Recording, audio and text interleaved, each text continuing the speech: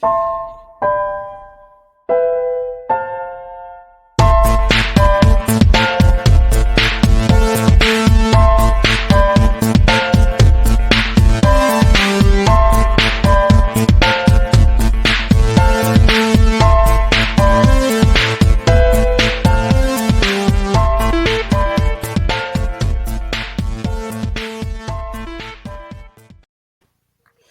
guys, I'm Sai and welcome to Ace Podcast Nation. On the channel, we've got podcast interviews and series on all sorts of subjects, including mental health, combat sports, films, TV, football, comedy, music, and much more.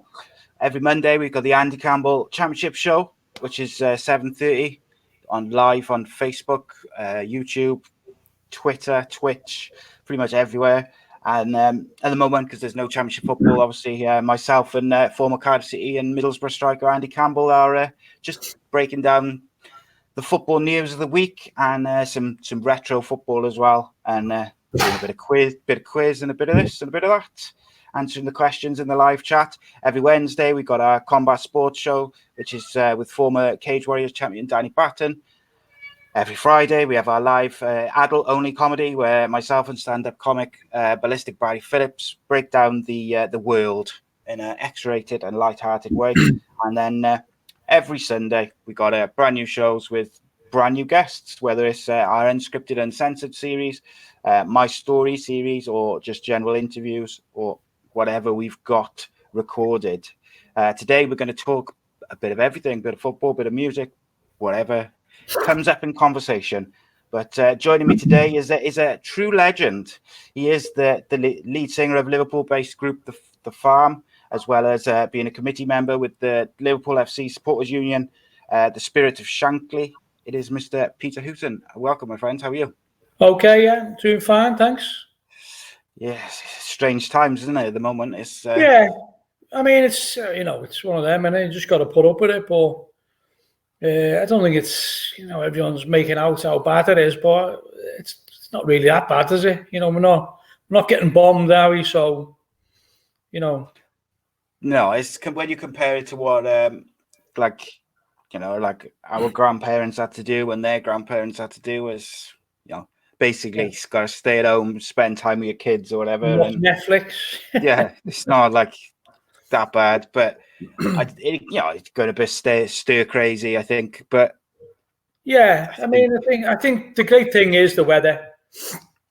Yeah, if we're heading into winter, I think it really would be depressing then, but because of the weather, and that's obviously people go out for a bit of exercise, but so I'm being fairly philosophical, but then again, I've spent a lot of time at home anyway, so I wouldn't say it's that much different from me, apart from the fact that the football is off and you can't go to the pub, Yeah. Are you missing the football? Yeah, but I haven't really thought about it that much because I think it's a bit, there's people dying all around you. It's really a bit, it's not really important football when life and death are involved, So I think I haven't really spoke much about football, I think the last game I went to was Atletico Madrid at Anfield. And I didn't think it should have been on the match, actually. There's been a big controversy about it, but I didn't go to pub before, or I didn't go to pub afterwards because I knew the risks. And that was about, I think, March the 11th. We didn't lock down until the 23rd of March. So even then, I was going into lockdown mode because I'd done a bit of research on it. And I've been looking at, I've got a few mates in Italy as well, and they were telling me how bad it was there.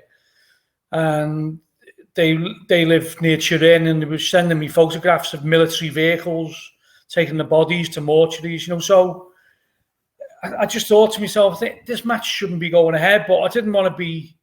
I had a ticket for it, so I went, But I didn't go to pub, as I say, Didn't do the usual routine. Didn't do the usual routine because I think even on the Saturday, we played Bournemouth at home on the Saturday. And people were shaking hands, and a lot of us were messing, just giving elbows and all that, and high fives or whatever, but not with the fist, with your elbow, that type of thing. Yeah. But some people going, "Oh, it's a load of shite, that." No, it's all hype. It's all hype. It's a big hoax, because I think they were getting that. They they were getting that narrative from not only from the government, but they'd seen Trump going on about it as well. And I was saying, you've got to be joking, haven't you? And then there was a lad 2 seats away from me, spent 10 days in intensive care. Shortly after that, about 2 weeks later, and he was on Facebook around about that time going, "This is the biggest hoax ever. It's all government control," And then next minute, I know he's in intensive care, Oh, that's mad. I got like a couple of friends in Spain, and they were the same. They were showing me pictures of the helicopters and disinfecting the streets and and I was just like, yeah, that's this. You say that? We haven't done that here. Yeah, there's still people. Sorry, mate. I was going to say there's still people who are saying it's a hoax now. I get every day. I either get a Facebook post, direct message, or a WhatsApp with some crank from America, usually, who's obviously selling a book or something, or a theory, or he's involved or she's involved in medicine, cancer cures through not using medicine. So I think it's all of them. But people send me this enthusiastically. But in the end, I just get angry looking at them. There was actually someone on Facebook last night arguing with a lad I know who's on the front line in a local hospital. He's actually on the front line. He's got all the gear, PPE gear, and every day he's going in, risking his life. And this person come on to the Facebook thread and said it's all a hoax. And he said, "What do you mean a hoax?" And he said, and the person saying, you got to educate yourself. It's a big government hoax. And he said, well, you go and tell that to the people like me who are working on the front line. And it ended up a big, massive, abusive argument. I've never, ever deleted anyone from Facebook or deleted the comments, but I had to because I thought I'm not having that person talking to someone who's on the front line like that, That would infuriate me because it is like, I don't see how you can say it's a hoax because most people now, like a few weeks ago, like for me personally, a few weeks ago, there was I knew people who knew people who had kind of had it, but now I know people who've had it.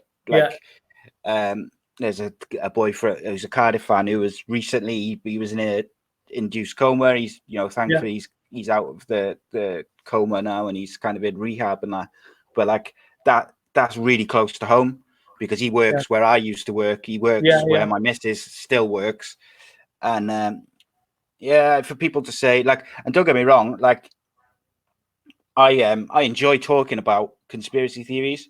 Yeah. I've done it. I got a whole show on it. But I've been to the grassy knoll. Yeah. I've been to the grassy knoll, so we all know about conspiracy theories, but it's one of them. I think this is just, you can't have it both ways. They can't say it's a big conspiracy of capitalism is trying to rule you. Why would capitalism go through this where they're losing trillions of dollars and it just doesn't make sense. They can't have it both ways, No. You can't have the lizards ruling the world and then they're going to go down to lockdown for a year. Why would they want to do that if they were just after making money, It doesn't make sense. Yeah, it doesn't add up, does it? So my friend, I have a lot of especially on the football show, I kind of wind up Liverpool fans because a lot of my friends are Liverpool fans. So my mate texted me just about an hour ago and he said, so you're having a Liverpool fan on your podcast then? Just like a smiley face. And I was like, yeah. And he said, so you can ask him about the season? Because I've been going on for probably 5 weeks now saying, but my point is not about Liverpool. My point has been the season, FIFA should have stepped in and binned the season off because people are dying. Football doesn't matter. Because I have a joke about Liverpool, often people assume that it's because I don't want Liverpool to win the league, but I came to the conclusion that Liverpool winning the league in Christmas, I've kind of got over that bit. But when we were at Leicester City away, and Liverpool were magnificent that night, and that's when I really started to think, these are the real deal. They just played Leicester off the park, and they played some magnificent stuff. And then I thought, we've got a chance here of doing this, because obviously City are always your threat, aren't they? But they just don't seem to be as strong this year. I think losing a couple of players, last season, they're just not as strong, are they? Yeah, defensively, they just do not look the same. City, they just don't look as solid.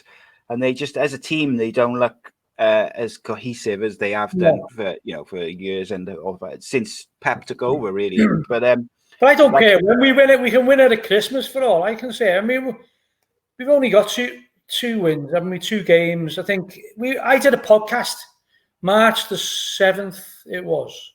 So that was the last home game. So my podcast was the day after the Atletico game, and did for the Liverpool Echo, and that was on the 12th of March. And we were all saying, do you think they'll play the derby match that we were playing Everton on the following Monday behind closed doors? So we were even thinking then, within 2 days, the Premier League had shut down, so things move so quickly.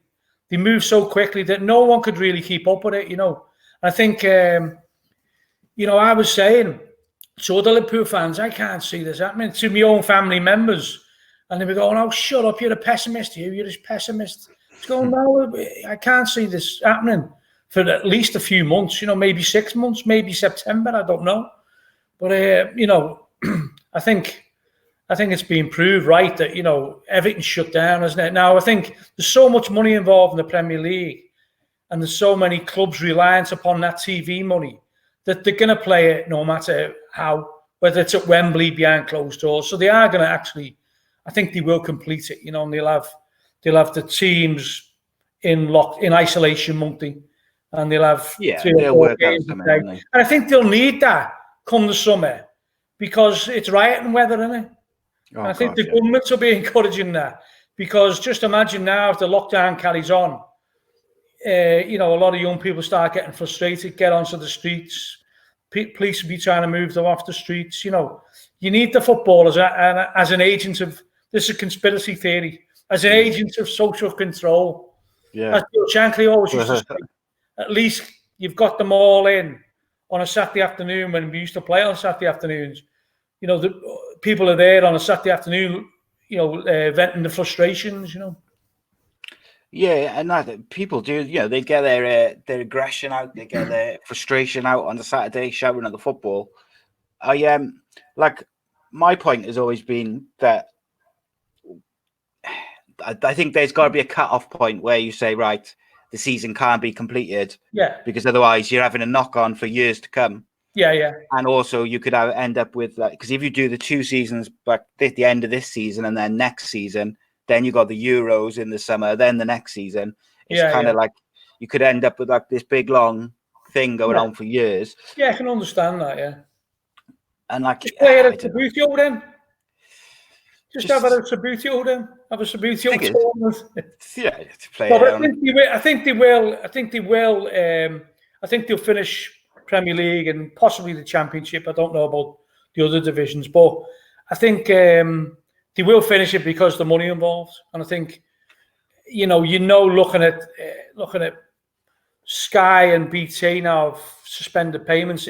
If you get in touch with them, you've got to get in touch with them. They don't pause the payments. You've actually got to go through the routine of filling the form in to say, you're going to pause it. But I think clubs are relying upon that money. There's no way them Premier League clubs will want to be paying back that money to the CV companies. It's not going to happen there. So I think it will happen. I think it will finish, but it's speculation when.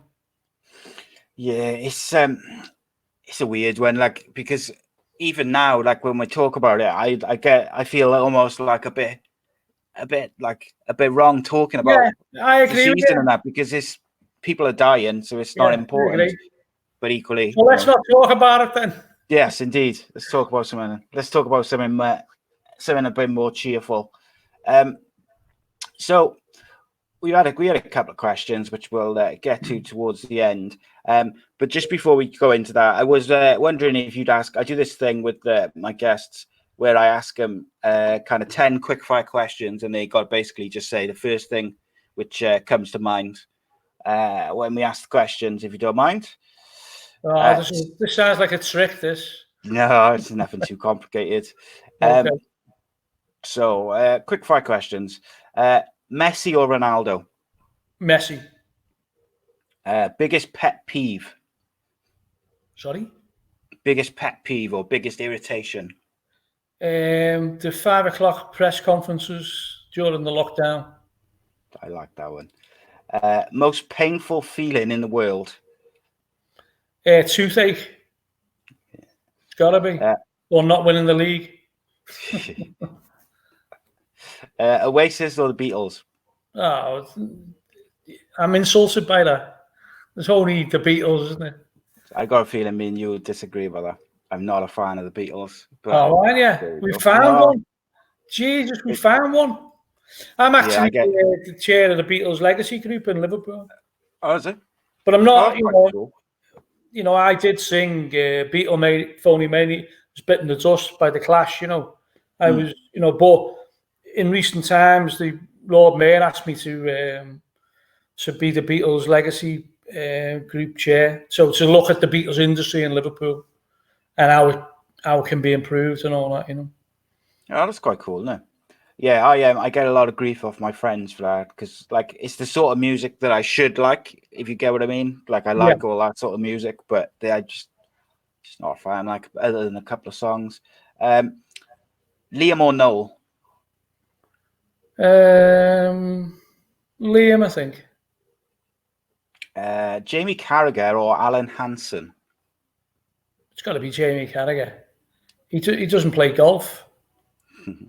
Jamie still goes to Marsh Lane and Bootle and plays footy with the kids. And he doesn't play golf, as far as I know. Can't fault him. I got to say, I think him and Gary Neville are absolutely fantastic. Oh, yeah. Brilliant. Top draw. I made up he never got sacked, Yeah, because there was people calling for it. We'll come back to that, actually. Best TV show of all time? Best TV show of all time. Father Ted, I'd go for. Or Monty Python, Two crackers. Best movie of all time?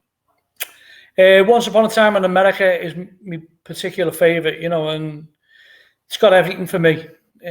Morricone's music, but also the 4-hour version. It's just absolutely stunning, So Once Upon a Time in America. Good shout. Favourite thing in your wardrobe currently? Favourite thing in my wardrobe currently? Let's see.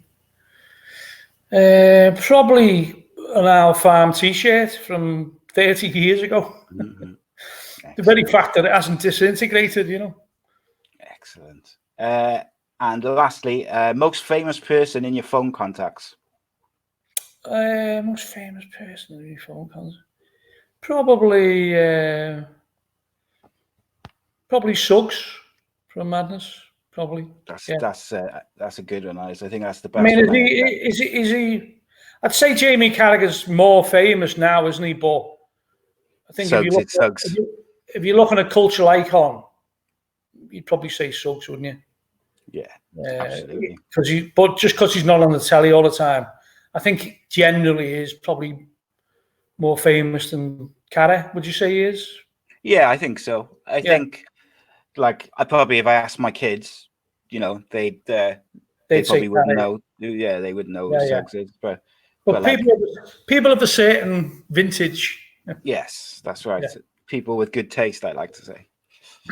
But I like Jamie Carragher as well, though, which I get grief for that as well. But there we go. So they were the quick fire. By the sounds of it. What's that? I get a lot of grief. Yeah. Grief by the sounds of it. Oh yeah. I've no idea why you don't like the Beatles. Yeah, I don't like the Beatles, and I'm a Cardiff fan, and I wind up Liverpool fans. But don't know why. Yeah, you probably wind up Liverpool fans on Twitter, but I wouldn't say generally that's Liverpool fans. They're Twitter Liverpool fans, aren't they? Yeah, there's a difference, and there is a massive difference between Twitter, Twitter football fans. God, I only use Twitter really now as a tool to kind of push the podcast and that. Yeah, and piss people off now and again, but because it annoys me, like the knee-jerk reactions to everything. Yeah. And I got a bit of a problem with this thing of like this kind of cancel culture type thing where every mistake that someone makes, it seems to be like that. They got to lose their job. They got to lose everything they've ever worked for however long. I don't understand that, because there's not one person on the planet who has never made a mistake. You know, for an adult at least. You know, there's obviously babies and young children, but like, you know, everyone's made mistakes. It's the only way you learn. It's the best way to learn. And I don't like it. And we mentioned Jamie Carragher just then. Obviously, he made a mistake. And there was thousands of people calling for him to lose his job at Sky. And I think that would have been a massive shame. Because he's outstanding. It was red mist. And I think, you know, he gets so much wind up, you know, say, because he tries to live a normal life, you see. So say he's going to somewhere, he'll stop at a service station. A lot of people wouldn't, because they think, oh, I might get a bit of stick, you know, but he'll stop. And I think there was one case where there was a Man City coach there and they were all giving him stick and all that, you know. But I think it's like anything. Tony Wilson used to run Factory Records, and he was also a TV presenter in the Northwest. He used to come to Liverpool all the time, and the stick he'd get, but it was the way he handled it. He'd give it back, you see. And Pete Burns was like that from Dead or Alive. He used to have a load of scallies following him down the street in Liverpool, all giving him stick. And he'd turn around and destroy them, you know, and give them worse back. You know, and worst nightmare, you scally is not, you know. I think it depends how you handle it. But Carragher must get it so much, so often, that sometimes he just obviously snaps, doesn't he, you know? Yeah, and like everybody has kind of had that red mist at some point. Everyone has snapped where they've just had a titful, like they just, you know, they've had enough. Yeah. So I feel like, especially for someone who's generally conducted himself pretty well. Yeah. Off the top of my head, I can't think of many times where he's been in the papers or he's done things or he said things which are, you know. I think most of the people probably on Twitter calling for the sack. I think it's one of those situations where it's just mob mentality, and they think, oh, we've got a chink in the armour here, let's go for it. But I think if you'd probably asked them, would you prefer Carragher with Neville or Neville on his own with someone else, they'd all go for Carragher and Neville, wouldn't they? They probably would have had to petition the same people to get him back on. You know, that's the way Twitter works, isn't it? You know, you can't take it too seriously, can you?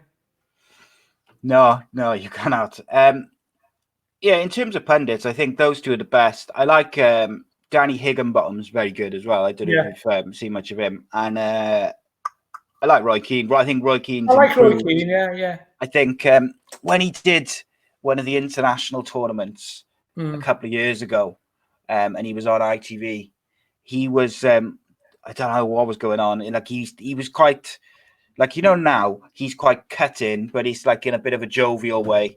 Yeah. Like what he said to Michael Richards, didn't he, a couple of weeks back? Something like Michael Richards said, "Oh, I burst onto the scene as a teenager or whatever," and he said, "Burst onto the scene, really?" It was like nasty, but like, you know, playfully. Whereas in the I think it was either World Cup or a Euros, he was on ITV and he was quite nasty, like to what's his name, Adrian Childs, who was the presenter, like, and it would result in these like really awkward silences after he'd spoken. He probably doesn't think Adrian chat because probably doesn't rate his opinion, doesn't he? That's what it is, isn't it? You know, you've got a Keane, even when he's up against, you know, legendary footballers, he's still a bit dismissive of them, isn't he? You know, especially if they haven't won the same amount of trophies as him or whatever. I think for something like that, he is entertaining, Keane. You know, you're always going to get. You'd rather have him than, you know, Michael Owen, wouldn't you? Yeah, you know? Yeah, but I'd rather have literally anyone but Michael Owen. I gotta be honest, but I'd rather have a pundit who's gonna give me an honest opinion rather than just trot out the cliches and the kind of just the general club, you know, the nothing too risky, nothing, Yeah. you know, outside of the box. I'd rather see. You mean like Match of the Day? Yeah, oh God, it's You know. mind-numbing stuff. I always like to watch Match of the Day, especially if we won. But you know, I think the punditry is pretty poor, isn't it? You know, they don't want to upset anyone, and it's, you know, it's just so they don't want to upset anyone, so they're actually fairly opinionless. And when they do have opinions, they get the wrong end of the stick or whatever, you know. Do you think that stems from Gary Lineker falling out with Fergie and Fergie refusing to do Match of the Day for so long? Yeah, they don't want to risk it. Of course, and they're also worried about the license fee and that, so they don't want to be too controversial. But you know, Sky and BT, they need controversy for people to watch it, don't they? Yeah, I think that's a different type of format, isn't it? You know. Yeah, it's like Talk Sport, isn't it? They have to kind of rile you up a little bit. It's shock jock. It's shock jock syndrome, isn't it? You know. Yeah, they rile you up so you'll take the time to phone in and this, that, and the other. But did you ever do any, like, present any radio shows over the years?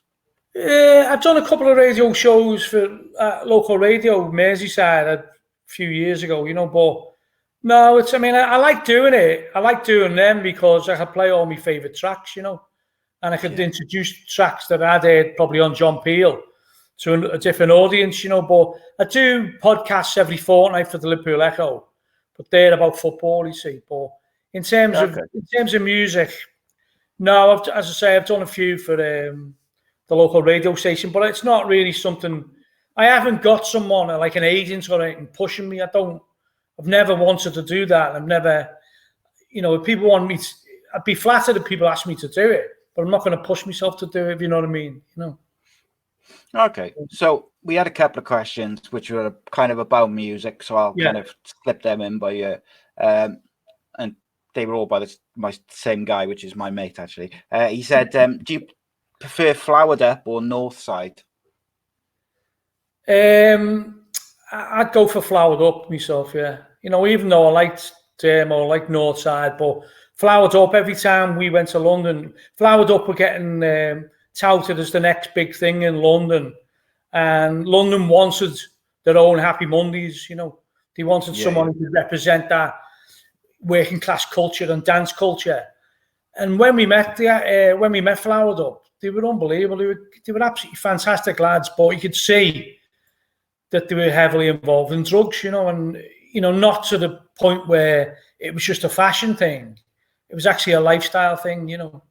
And Liam, Liam Marr and his brother both died of drug-related deaths, you know, and it's really tragic, you know, because I think about 1990, 91, we were knocking around with them, but you could see that they were, say we go to a rave or a party, we might get out, you know, we might go home 6 in the morning or whatever, but they'd be saying, "Oh, we're going somewhere else now." And we're going, "Oh, we've had enough," you know. Whatever.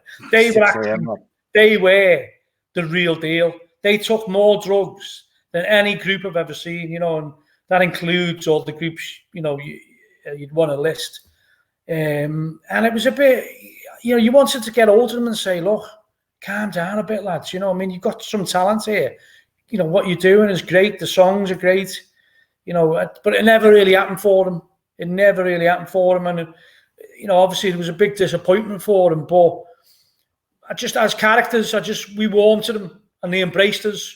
They were from a little estate by Euston,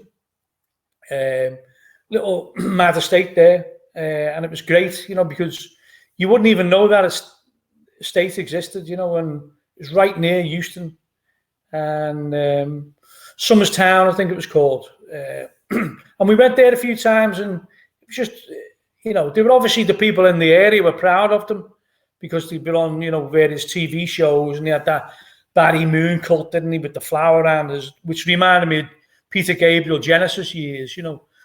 Everything about them was great. They were so rock and roll, though. It was like, you know, you just couldn't control them. And I think certain groups like the Mondays, the Far, you know, we were hard to control. Any manager will tell you that, or tour manager. But I think they took it to another level, you know. Yeah, Weekend is one of my all-time favorite songs. That I still play. Weekend is a work of art for me. I'd always put that in probably in my top 10, top 20. But I was funny you should say Weekend because that was produced by Clive Langer, who was also Suggs' producer. He was also in a group called Deaf School, which were an art college group who were based in Liverpool, but most of them were all around different parts of the country. But started Deaf School in Liverpool because a lot of them went to art college there. I'd been out with Suggs south of the river, and we were out all night. And then he said, "Oh, let's go to Clive's about 7 or 8 in the morning." He said he's just been mixing the Flowered Up's new single. So we went back to North London, and Suggs knocked up Clive Lang at 8 o'clock in the morning. So he comes down and aggressing down, no coward, comes down and aggressing. I said, "Can we hear it? Can we hear it?" And he went, "Yeah, no, I'll put it on, see what you think." And it was like listening to Quadrophenia or something. It was absolutely brilliant. We were like 8 o'clock in the morning, hadn't been home, and it was to listen to it. It was one of the magical moments, really, of being in London, hearing that. And I had no one had heard it before. He said, "The record company haven't ever heard it. Yeah, you're the first people to hear it. What do you think?" We were going, "Gee, it's unbelievable. It's mind blowing." And he said, "Oh, great. So yeah, that's my Flowered Up story. Yeah, yeah, you're right. It's tragic. Obviously the two of them passed away the way they did. Yeah. Because I tend to dedicate. We've done a song called Mind, which is about drugs, and I always dedicate it to the brothers. If I get the chance, because it's one of them. I think we did a gig in 2005. I think it was the Happy Mondays at Clapham Common, and Flowered Up were on that.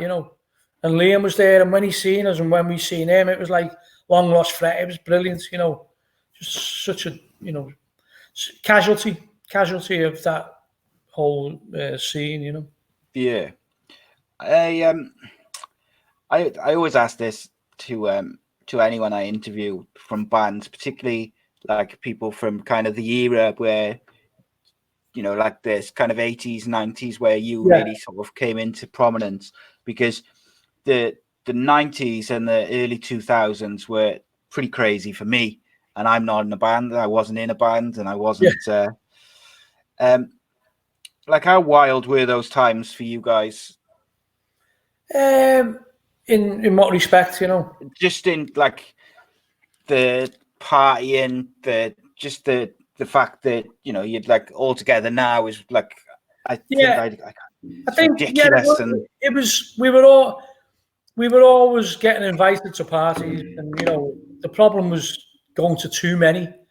I think it was really. We went to America in '91, just after Ellen Road. We did that with the Happy Mondays and Northside and the Lars and people like that. We went to America. What a gig! And then we did a tour with Big Audio Dynamite, and that was probably the craziest tour, because when you're in America, all sorts of mad things happen to you. And I remember one night I didn't get kidnapped. It made it into the press that I was kidnapped, but it wasn't. It was just two mad fans who said, "Come on a car ride with us," and I was by the tour bus, and I thought, "All right, go for a laugh," And they were going through red lights. They were trying to scare me. And I was going, "I'm from Liverpool, I'm not scared by anything." And they were going through red lights and going, "Are you scared yet?" And going, "No, it's funny, isn't it?" But I was shitting myself, but I didn't want to appear to be scared. So I had to we got to the next truck stop, as they call it over there. And I had to ring the tour manager. The tour manager had a mobile phone, even in them days, but, we had a mobile. And I rung him and said, "These two nutters, they're kidnapping me." They're not. I said, "Look, take me back." "Oh no, we haven't finished yet." So I started thinking of deliverance and all sorts.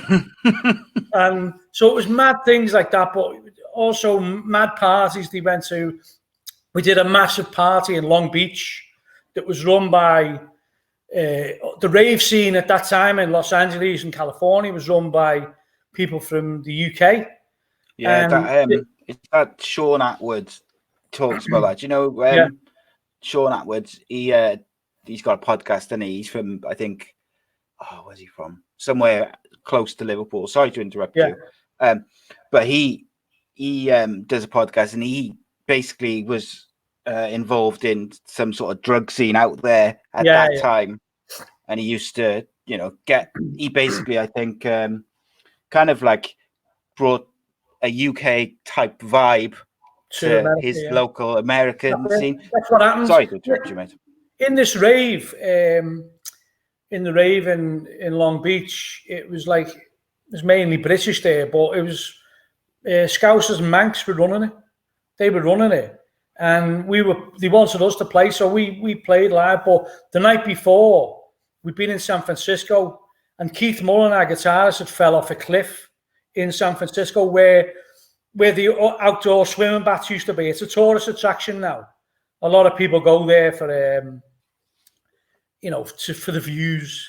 A lot of people go there for the views, let's say that. But anyway, some reason he fell off this cliff, and he had 80 stitches, so he couldn't play. So Mick Jones came to Long Beach to play with us, and we're in Long Beach, and like Mick's, learning the guitar parts. Keith's in the audience, just the centre of attention, because he's got a plaster around his head and his arms in a sling. And he's still laughing, and it was mad. But anyway, we played that night, but there was all sorts of people coming up to us with bags of pills, and we're going, I take these. We don't want them. How do we know where they come from?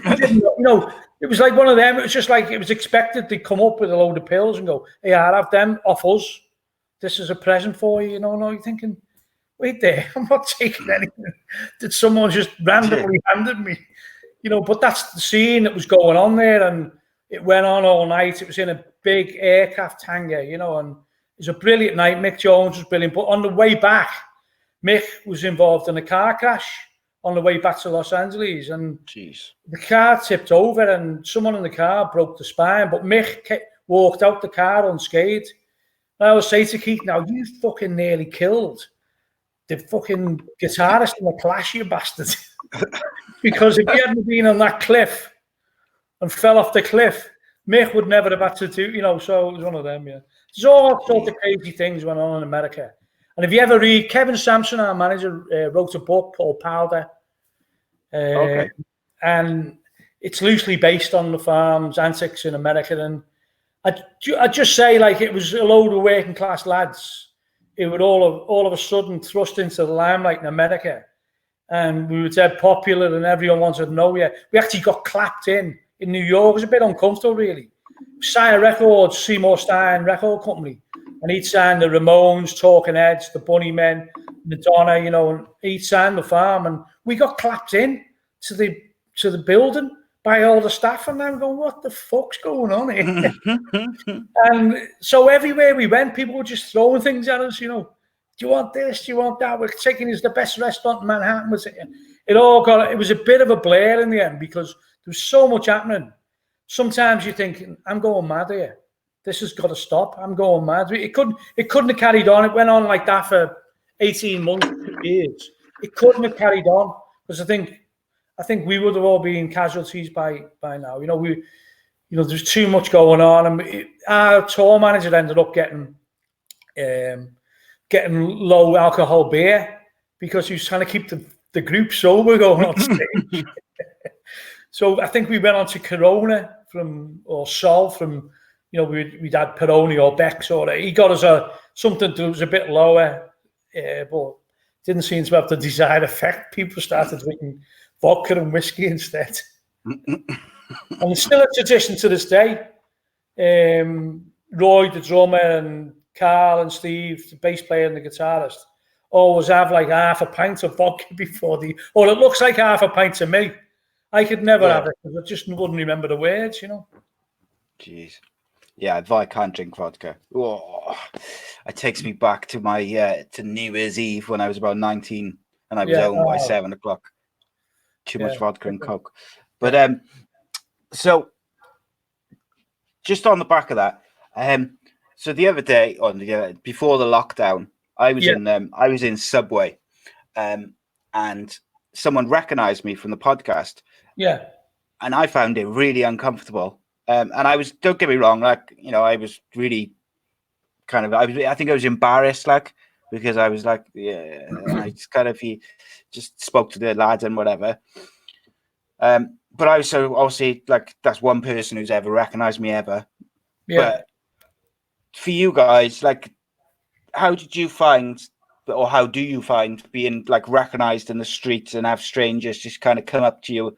And I'm sure you get a few who expect your time and expect you to, you know, and are not always polite. I always try and be pleasant to them, you know, because I think the one thing is, I said this in a podcast with John Robb last week, I went to see The Clash in Paris in 81, 7 nights, you know, and I basically blagged me way in backstage. It was The Clash, The Beat and War for 7 nights. So everyone thought it was with Wiley from War, but the tour manager of The Clash was a Scouser, and I've still got him on Facebook. Bob Adcock, his name is. He's brilliant. He's been with everyone, from Pink Floyd to Cream to everyone. And he was The Clash's tour manager.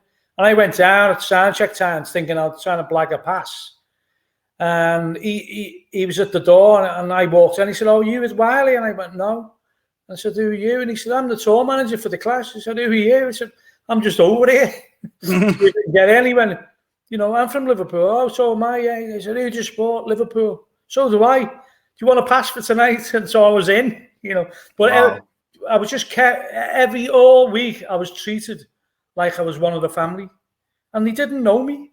I could have been a blagger, you know, I could have been basically, you know, a sophisticated, you know, thief or whatever, you know, but they just treated me brilliantly. And The Clash were always brilliant with me. I remember I was in the dressing room one night and they hadn't arrived, but I was helping myself to their food, bananas and all that. And as they come in, I went, "Oh, sorry about this." I was having a banana. And Joe Summer said, "You take what you like, we're The Clash." You know, and I thought, that's the philosophy of life. Amazing, that, isn't it? That's the philosophy. And when he finished in 7 nights, he took a load of waifs and punks from Paris around with him. And he was like the Pied Piper, and he was trying to get into clubs with 40 people, entourage with Mick Jones, I think. All the Clash with us. I don't think the tour manager was, but some of the entourage, you know, but also about 30 to 40 punks and ne'er-do-wells. And Strummer would not go into a club unless he let everyone in. And eventually, he knocked back 3 or 4 times. Some club let us in, you know. And he went, "Come on, get in," you know. And I just thought that, you know, just what other groups would do that, you know? So I always thought with the farm, that, you know, that's the way to be. That's the way to be. You know, it meant so much to those people, you know. But that's how you treat people, isn't it? Also, but if you let people treat you differently because you know, The Clash were a group of the people, but the only time we've ever had proper, real, heavy security, we were doing the opening, believe it or not, of HMV in Newcastle. And we were going, "Why are we opening it? Can't they get someone like, you know, Anton Deck or whatever?" I don't know. But anyway, we were opening it. And as we come off the coach to open it, all the bouncers and security had made a line, you know, to the thing. And we weren't a teeny bopper band or nothing, but people were trying to get at us because they'd put the security. Do you know what I mean? If we did just walk in with no security, there wouldn't have been. But the paparazzi were there because we were opening HMV. Well, the Newcastle paparazzi, not the West End paparazzi.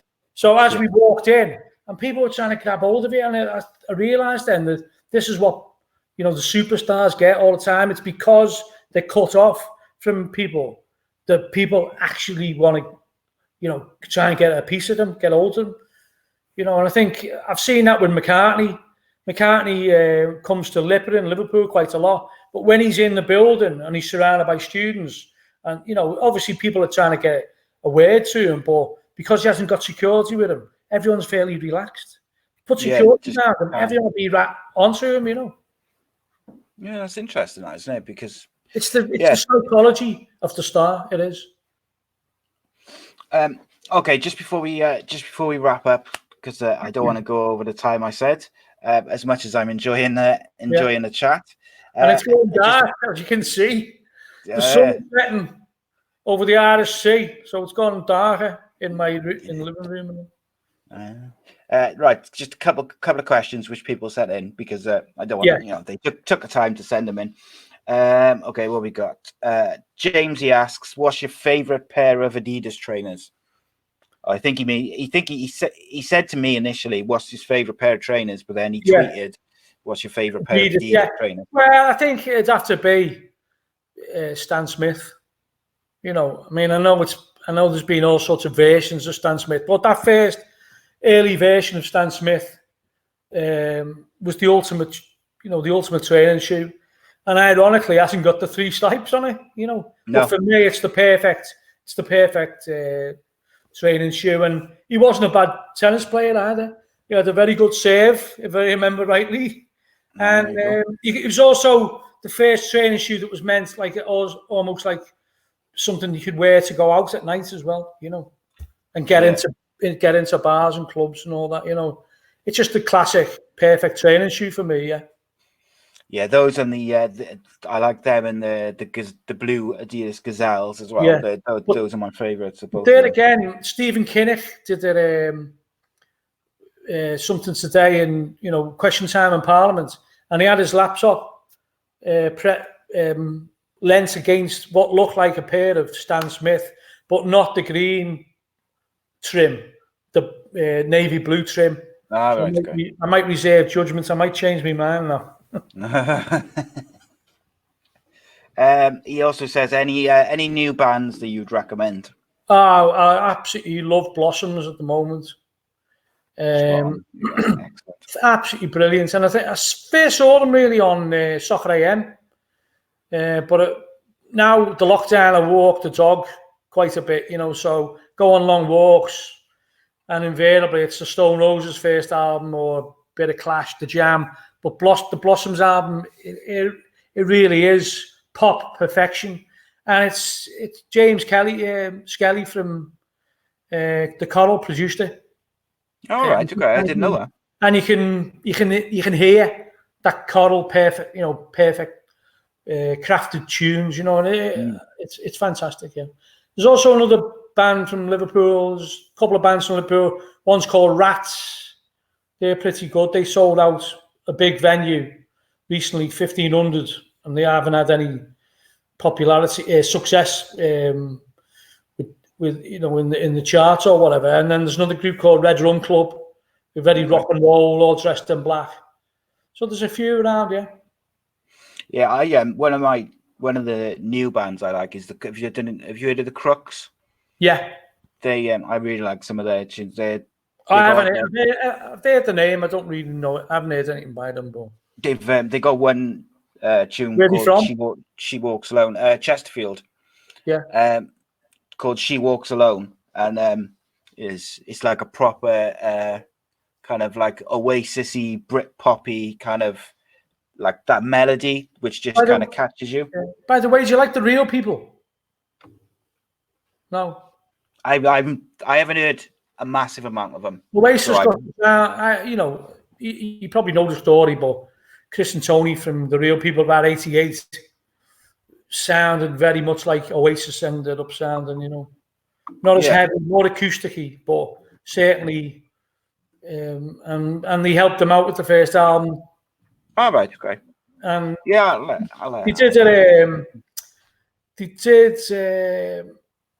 they paid them under the table, they had to, for the first album, because I think The Real People were co-writers, and they are credited on some of the songs, but very much like that. Yeah, I've heard like a couple of their, a couple of songs and that, but I wouldn't say I was, familiar with them as I am with. I think they've been written out the story. I think they were interviewed for Supersonic. Is Supersonic is that the documentary? That's the film, yeah. Yeah, well, they've been interviewed 2 or 3 hours for that, but never made the cut, Oh, no way. But I think they are mentioned in certain books, It's going dark, eh? It's going dark, yeah. I just want to make sure I don't miss anybody's question. I think that's all of them. Try and get some more light over here with that. See if this is any better. That's a bit better. I can see you again now. Yeah. To see you again now. Yeah, no, so like I am a bit biased when it comes to the Crooks because they came on my show and they sung a song and that. But the reason I was so desperate to get them on my show was because I'd heard She Walks Alone, and Yeah. it just kind of like I haven't really been into a lot of new music over No. the last probably 5 to 10 years. Like Yeah. the last new bands which I really got into where I wanted to go and see them was when Hard-Fi came out, when the Coral came out. And funny enough, James, you sent in some of those questions. I went to watch the Coral with him. Yeah, but, the Coral live, they're absolutely superb. I mean, the last real group that I wanted to see for a few was Jungle. Remember Jungle? Really Curtis Mayfield type vocals and fantastic. But the first album was great, but I haven't heard much about them. I don't know what they're doing. They'll probably be on Jules Holland after me saying that. I do like the Blossoms, and another band that came. I think they're from Liverpool actually. Is the Dirty Laces? Is it the Dirty Laces? I might have remember that. But yeah, I could talk about. Sorry, this is a good angle, isn't it? You can see me. I was going to originally have this angle, but I decided over there because it was too sunny over here before. That's okay. See, I could talk to Peter.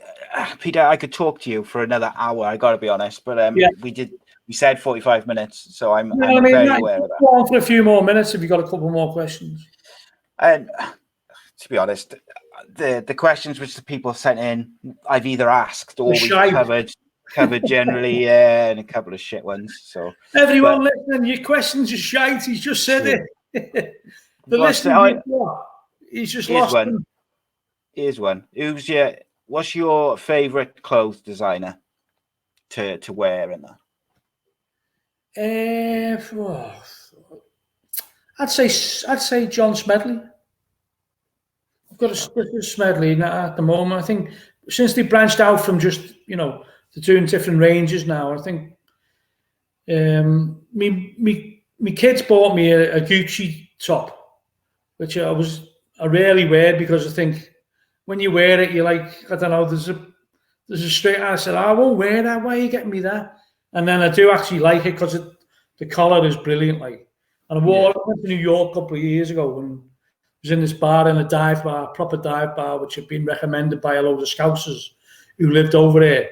There's a few black lads at the bar, and they're the only ones who've ever commented on it. You went, nice t-shirt, man, nice t-shirt. And so I thought, well, I'm not going to wear it that much because no one even knows what it is, apart from them. My missus bought me like a couple of Prada. Like she bought me a Prada jacket and a Prada just a jumper. Yeah. And I burnt the jumper. I loved it. It's just a black jumper, and it had like the things which go over the hands. You burnt it for a ritual, you mean? No, by mistake. No, I burnt it while I was smoking, and oh shit, yeah, and so I'm too scared to wear the other one now because I still smoke like a chimney. So the other one's like in pristine condition in my wardrobe. It's been worn about 3 times. I always like to get a jacket for the festival season.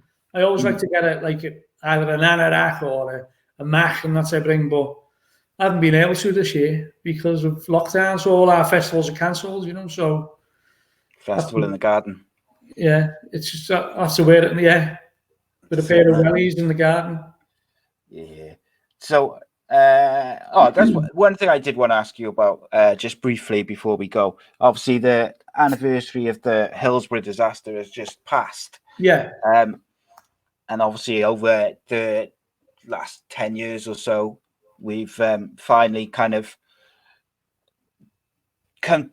people are now aware that the Sun, everything which the Sun wrote was complete horseshit. Which, to me, it was in the Sun. So, well, it's not a massive surprise. But I think for the families and the people of Liverpool, that was obviously huge, wasn't it? Because people did believe it, and people did, they did use it as a brush to beat Liverpool fans with. Metaphorically speaking. I think it was a victory. I think for all football fans, because you got to remember how badly football fans were treated in those days, how dilapidated the stadiums were. You know, that Leppin Lane end was, everyone knew it was a bad end. No one wanted to go in there. The year before, they'd been crushing throughout. The same game against Notts Forest in the semi-final of the FA Cup, 88. I was in the same spec. I was on the halfway line in the stands. But all through the second half, people were being dragged up because it was uncomfortable in there. Leeds had the same experience in 87. They hadn't had a semi-final there since 81. The first one was Leeds, 87. And in 81, there's a load of Tottenham fans were injured, but they didn't have the pens then. They had the end, but because it was overcrowded, people could spread out, so it wasn't contained into pens. What killed people was the fact that they couldn't move sideways. So when people came down that tunnel, they were literally in a pen system. Yeah. Because when Tottenham were in it, it could spread out because that pen system was brought in. Basically, the pen system was brought in for away fans. So you'd have, as you know, you'd have 2 pens of away fans, an empty sterile pen, and then a pen of home fans. And that's why the pens were brought in. 81, they didn't have that. So that's what really was the main cause of them not being able to escape, you know. And then the fences were there. Oh no, don't think the fences were there in 81 either. The fences were there. So that's, you know, because of pitch invasions or whatever. But I think for me, after the independent inquiry in 2012, that's when the truth was established by the independent inquiry. But the inquests were the big one for me, because the inquests on the 14 points exonerated Liverpool fans, and it was great for after 30 odd years that people could actually say, you know, we weren't to blame, because a lot of Liverpool fans blame them because they were saying we got the blame because maybe we did do something, but it was literally as soon as Duckenfield opened those gates and didn't block off the tunnel, there was always going to be people dead. If he'd blocked off that tunnel, the bigger conspiracy theory, though, for me was Channel 4 News, which is the best news on the telly by a mile. Alex Thompson, brilliant journalist, brilliant, fantastic reporter.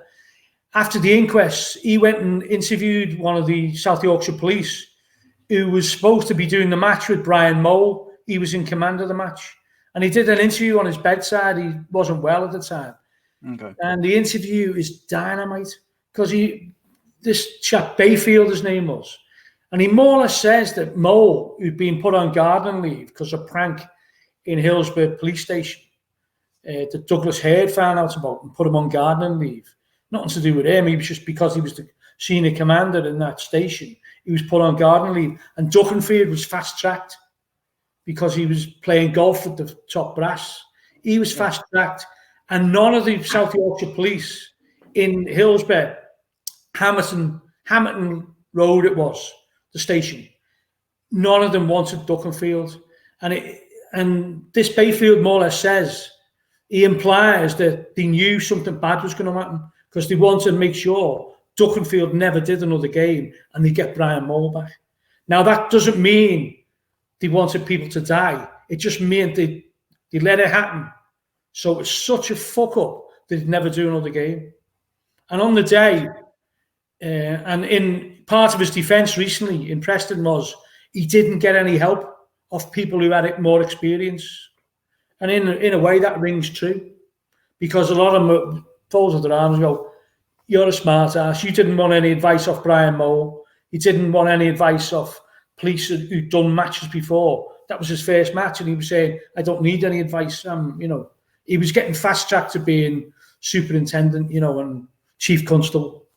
And that's the bigger conspiracy, you know, the fact that I think a lot of the police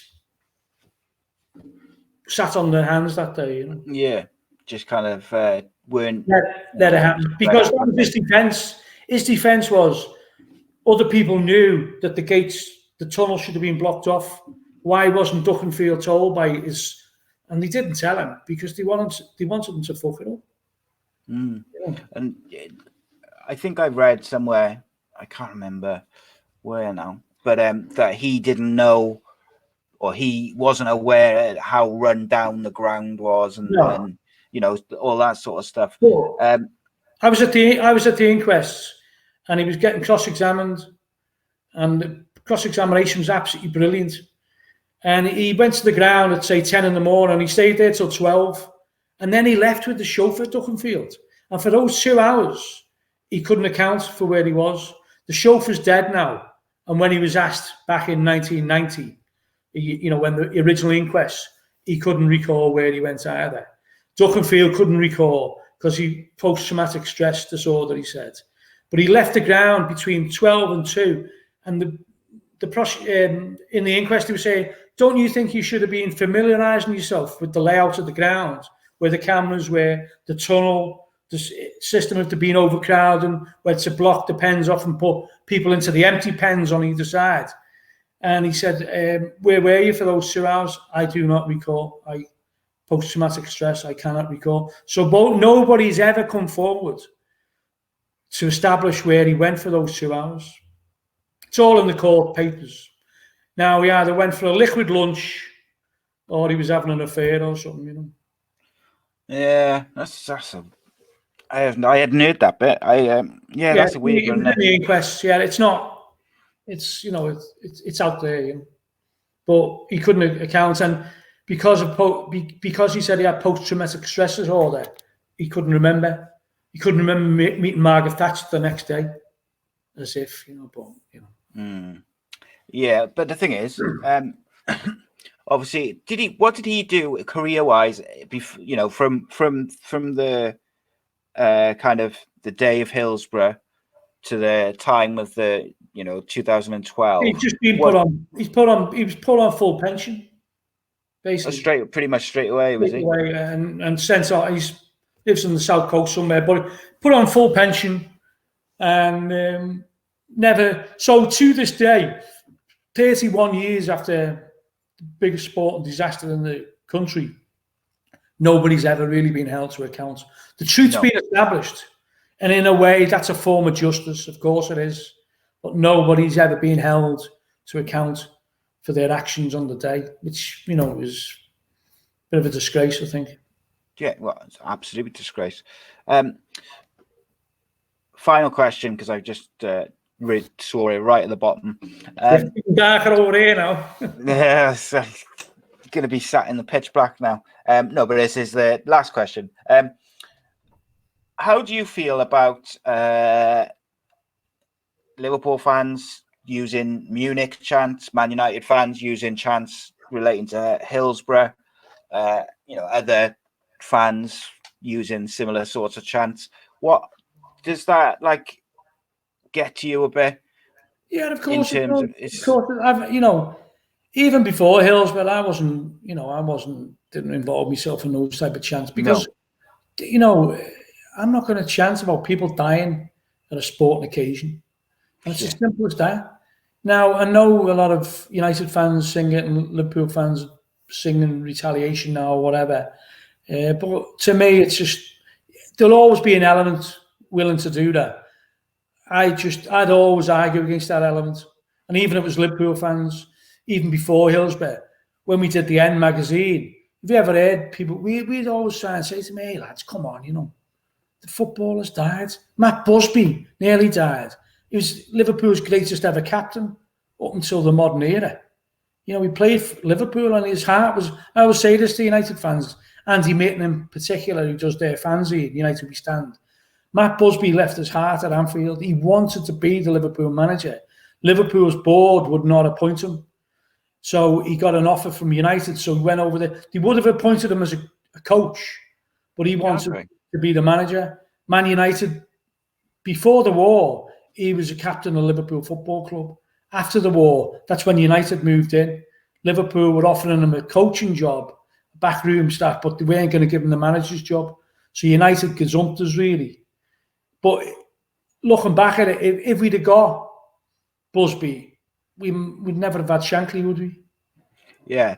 So and it's like now Brendan Rodgers. This season, I've had people